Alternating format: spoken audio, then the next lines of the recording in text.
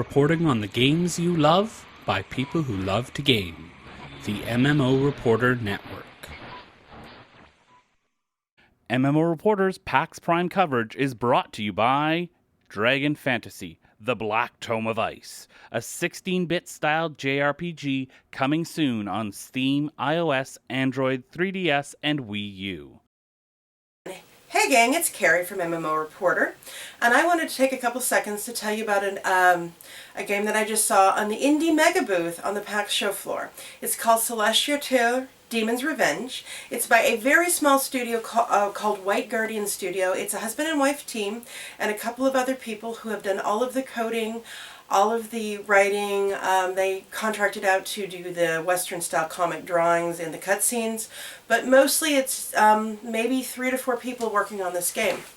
It is an old school JRPG style, you know, kind of like Chrono Cross and Final Fantasy 1 top down. They wanted to make sure you had something to do all the time, so you're always running into things like bears and honey, you know, pots with bees in them.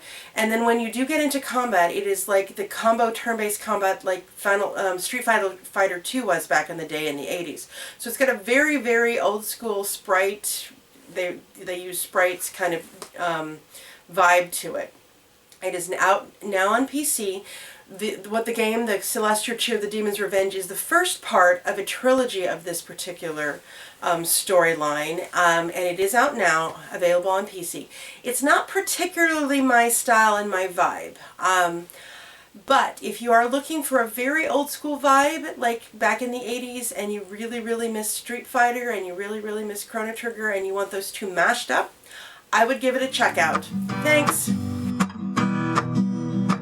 Thanks for watching the video, everybody. Don't forget to check out all the other podcasts at MMOreporter.com or by clicking on any of the links here. And please check out our Patreon campaign at patreon.com/MMOreporter.